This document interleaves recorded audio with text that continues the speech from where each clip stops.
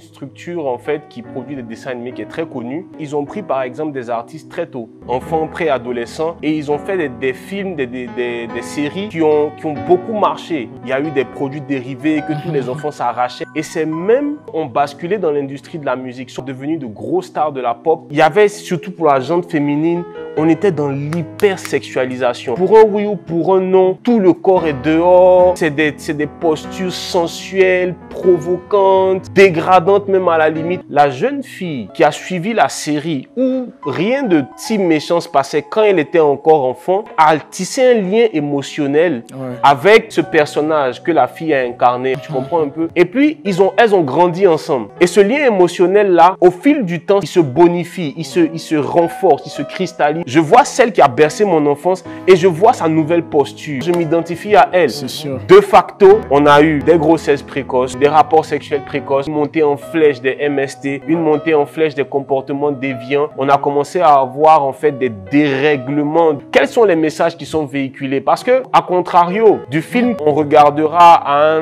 un instant T. À contrario, la musique, on se déplace avec. Finalement, c'est la bande originale de ta vie. Et le son, en fait, commence à t'accompagner.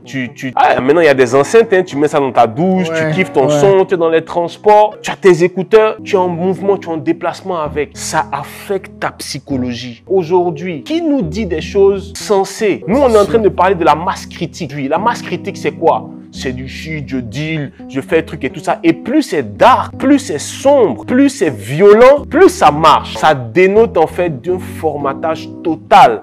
La musique, c'est l'une des rares choses qui stimule toutes les parties du cerveau en même temps. C'est la raison pour laquelle quand tu écoutes un morceau, il y a une odeur qui te remonte. Parce que un jour, tu as croisé quelqu'un qui avait un parfum. Et ce jour-là, il y avait une musique qui jouait. Ou bien, il y avait un morceau que tu aimais. Donc, le parfum s'est collé au morceau, à la mélodie en fait. Donc, quand tu entends la mélodie, ça te rappelle le parfum, ça te rappelle les événements qui ont entouré.